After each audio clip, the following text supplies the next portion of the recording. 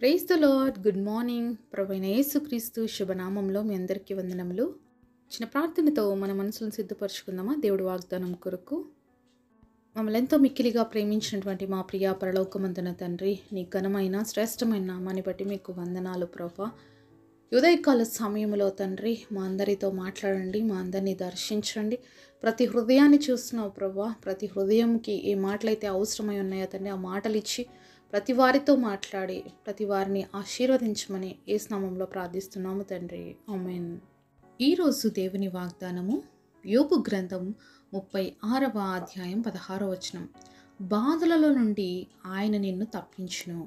Job chapter 36 verse 16. He have removed thee out of the strait into a broad place.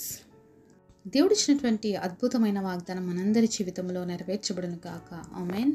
ఎంతమంది ప్రార్థన చేస్తున్నామండి ప్రతిరోజు, ప్రభువా నన్ను బాధల్లో నుండి తప్పించు, ప్రభువా నన్ను కష్టాల నుంచి తప్పించు, ప్రభువా ఇబ్బందుల నుంచి నన్ను తప్పించు అని ప్రతిరోజు మ్యాక్సిమం మంది ప్రార్థన ఇదే ఉంటుంది. అయితే మన దేవుడు మనకున్న పరిస్థితుల్లో నుంచి తప్పించడానికి శక్తివంతుడు. బాధలు లేని వ్యక్తి ప్రపంచంలో ఎవ్వరు కూడా లేరు. ప్రతి ఒక్కరికి కూడా ఏదో ఒక బాధ, ఏదో ఒక కన్నీటి గాథ, ఏదో ఒక సమస్యలు అనేవి ప్రతి ఒక్కరి జీవితంలో ఉంటూనే ఉంటాయి.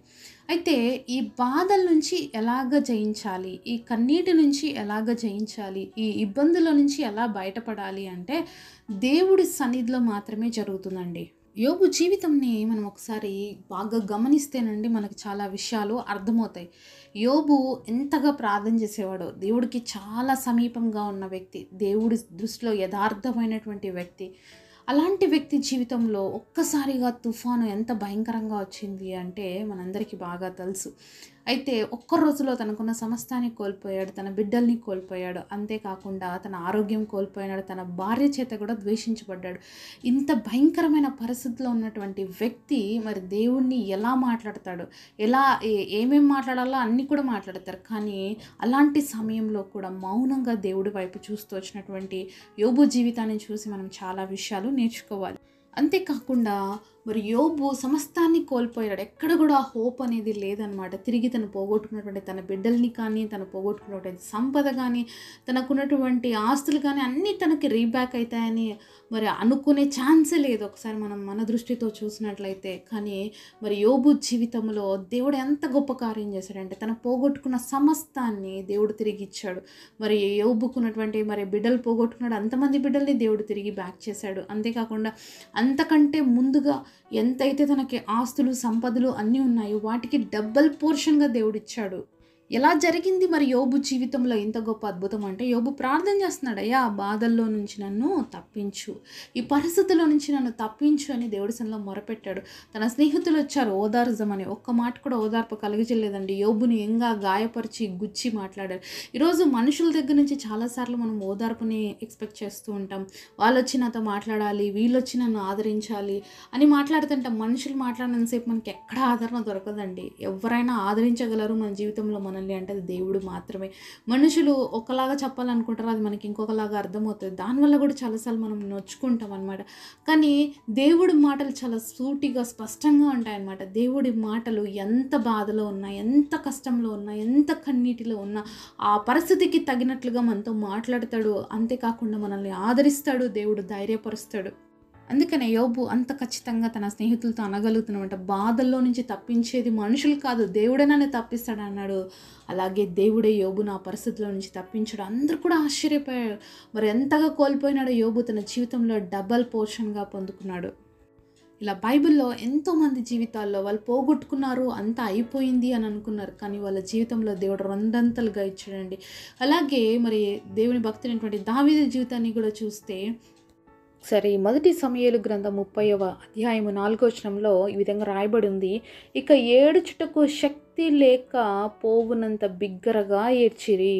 మరి ఇక్కడ దావీదుతో ఉన్నటువంటి జనులు యుద్ధంకి వెళ్ళేసి మరి తిరిగి వస్తారనమాట సిక్లాగు అనే తమ ప్రాంతంలోకి. అక్కడికొచ్చి చూస్తే ఏమైతుందంటే అమాలేకీయులు వచ్చి తమ బిడ్డలందరినీ దోచుకొని వెళ్ళిపోయి ఆ సిక్లాగు ప్రాంతాన్ని తగలబెట్టేసుంటారు.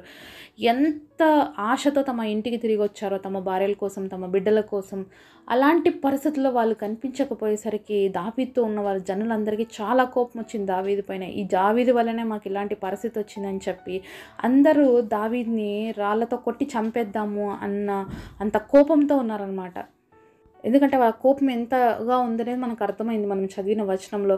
మరి ఏడ్చుటకు కూడా వాళ్ళకి శక్తి లేదంట. అంత గట్టిగా అంత బిగ్గరంగా ఏడుస్తున్నారంటే ఎప్పుడు వస్తుందండి అంత బాధ, అంత కష్టము? అంటే మరి తమ సొంత బిడ్డలు లేరు, తమ భార్యలు లేరు, ఆ ప్రాంతం అంతా తగలబడిపోయింది. అలాంటి సమయంలో వాళ్ళ పరిస్థితి ఏంటి? మరి ఎక్కడ ఆశ లేదు వాళ్ళకి, ఎక్కడ హోప్ అనేది లేనే లేదనమాట. ఆ కోపంతోనే రాళ్ళు రువి చంపాలి దావీదుని అనుకున్నారు. అయితే అందరు ఇలా ఏడుస్తున్నారా? మరి దావీదుకున్నటువంటి భార్యలు బిడ్డలు కూడా తీసుకెళ్ళిపోయినారు. దావీదు వాళ్ళని ఏం వదిలిపెట్టలేదు.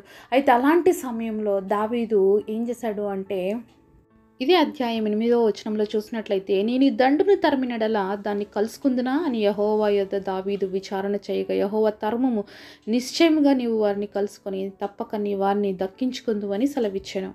చూడండి, దావీదు ఇప్పుడు ఎవరి దగ్గరికి వెళ్ళాడు? దేవుడి దగ్గరికి వెళ్ళి ప్రార్థన చేస్తున్నాడు. అయ్యా, మరి నేను ఈ ప్రజల్ని ఎలా కాపాడుకోవాలి? నాకు ఆ కృపనివ్వు, నాకు సహాయం చెయ్యి.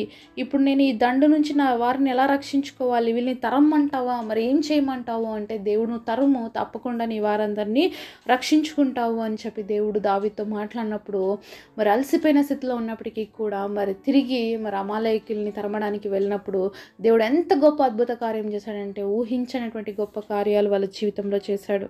ఇక్కడ మనం తెలుసుకోవాల్సింది ఏంటంటే, బాధల్లో కష్టాల్లో ఉన్నప్పుడు మరి ఎవరో మనకి బాధ పెట్టినారని, లేకపోతే ఎవరి వల్లనో మనకి శ్రమ వచ్చిందని చెప్పి వాళ్ళ మీద రివెంజ్ తీసుకోవాలనుకుంటాం. ఏ విధంగా అయితే ఇక్కడ దావీదు మీద అక్కడున్న ప్రజలు దావీదు వల్లనే మాకు ఈ పరిస్థితి వచ్చిందని చెప్పి దావీదుని రాళ్ళతో రువ్వి చంపాలి అనుకున్నారు.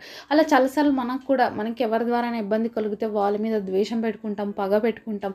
కానీ శ్రమ అనేది ఒకసారి మన జీవితంలోకి వచ్చిన తర్వాత ఎవరు దాని నుంచి మనల్ని విడిపించలేరండి. కానీ విడిపించడానికి ఎవరు శక్తివంతుడంటే దేవాది దేవుడు మాత్రమే.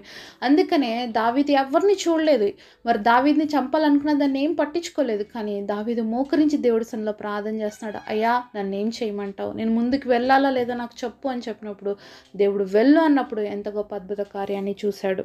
ఇదే అధ్యాయంలో 19వ వచనం చూసినప్పుడు, కుమారులనేమి కుమార్తెలనేమి దోపుడు సొమ్మేమి వారు ఎత్తుకొని పోయిన దాని అంతట్లో కొద్దేమి గొప్పేమి ఏదో తక్కువ కాకుండా దావీదు సమస్తమును రక్షించెను. ఎంత అద్భుతమైన మాట చూస్తున్నాం కదా. దేవుడు ఎంత గొప్ప శక్తిని ఇచ్చాడు. ఇక్కడ అమాలేకీయుల్ని తరిమారు. అంతేకాకుండా వాళ్ళ బిడ్డల్ని, వాళ్ళ భార్యల్ని, వాళ్ళ కుమార్తెలందరినీ కూడా తీసుకొని వాళ్ళు పోగొట్టుకున్న సొమ్ము, వాళ్ళ దగ్గర నుంచి లాక్కున్నటువంటి అంతా కూడా తిరిగి ఏది తక్కువ కాకుండా సమస్తమును కూడా దేవుడు వాళ్ళ చేతికి అప్పగించినట్లుగా చూస్తున్నాం. ఈరోజు సాతాన్ని సంతోషం దోచుకుందేమో, ఈరోజు సాతాన్ని జీవితంలో మరి నెమ్మది లేకుండా చేసిందేమో, నీ దగ్గర ఉన్నటువంటి నీ బిడ్డల్ని దోచుకుందేమో, నీ వారిని తీసేసుకుందేమో. మరి ఏమైనా చెప్పనివ్వండి సాతాను, దాని అన్నింటినీ కూడా తిరిగి ఇప్పించడానికి ఎవరు శక్తిమంతుడంటే దేవుడు మాత్రమే. దేవుడికి అసాధ్యం అంటూ ఏది లేదు. ఆయనకి సమస్తము సాధ్యం. ఆయన అన్నీ కూడా రీబ్యాక్ చేయగలిగిన దేవుడు. తిరిగి మనకి ఇవ్వటానికి ఆయన దగ్గర మాత్రమే శక్తి ఉంది. కాబట్టి మనుషుల వైపు మనం చూడక, లోకం వైపు చూడక, పరిస్థితుల వైపు చూడక, దావీదు వలె, యోబు వలె మనం దేవుడి వైపు చూసినప్పుడు సమస్తాన్ని కూడా తిరిగి సంపాదించుకోగలుగుతాం. ఈరోజు నీ జీవితంలో ఏదైతే పోగొట్టుకున్నావని బాధపడుతున్నావో, ఏదైతే నీ జీవితంలో నష్టపోయావని బాధపడుతున్నావో, ఏ కష్టాలు గుండా నువ్వు వెళ్తున్నావో, దేవుడిని తప్పించమని అడిగినప్పుడు తప్పించడమే కాదు, దాంట్లో నుంచి విడిపించడమే కాదు, దాంట్లో నుంచి పోగొట్టుకున్న సమస్తాన్ని కూడా తిరిగి ఇవ్వటానికి ఆయన శక్తివంతుడు.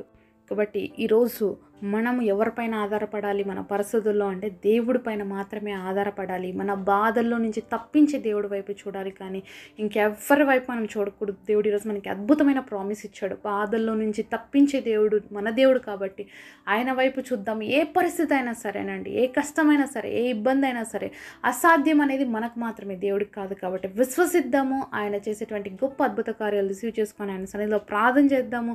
తప్పకుండా మనందరి పరిస్థితుల నుంచి దేవుడు విడిపించి మనందరికి అద్భుతమైన జీవితాలు దయచేయునుగా. పరిశుద్ధుడైన తండ్రి, ఈరోజు మీరు మాతో మాట్లాడిన ప్రతి మాట కొరకు మీకు స్తుతులు, స్తోత్రాలు తండ్రి. మా బాధల్లో నుంచి, మా కష్టాల్లో నుంచి విడిపించే దేవుడు నీవు మాత్రమే తండ్రి. అందును బట్టి మీకు వందనాలు అయ్యా. దావీదు జీవితంలో, యోబు జీవితంలో సహాయం చేసిన దేవుడు, పోగొట్టుకున్న దాన్ని సమస్తాన్ని కూడా తిరిగి పొందుకోవడానికి కృపనిచ్చినట్లుగా మరి మా ప్రియుల జీవితాల్లో ఏమైతే పోగొట్టుకున్నారో సమస్తాన్ని తిరిగి పొందుకొని మహిమవర్చే కృపనివ్వమని నజరేయుడనే యేసు నామములో ప్రార్థిస్తున్నాము తండ్రి. ఆమేన్. ఈరోజు బర్త్డే అలాగే వెడ్డింగ్ యానివర్సరీ సెలబ్రేట్ చేసుకుంటున్న మీ అందరికీ కూడా wish you happy birthday and happy anniversary. God bless.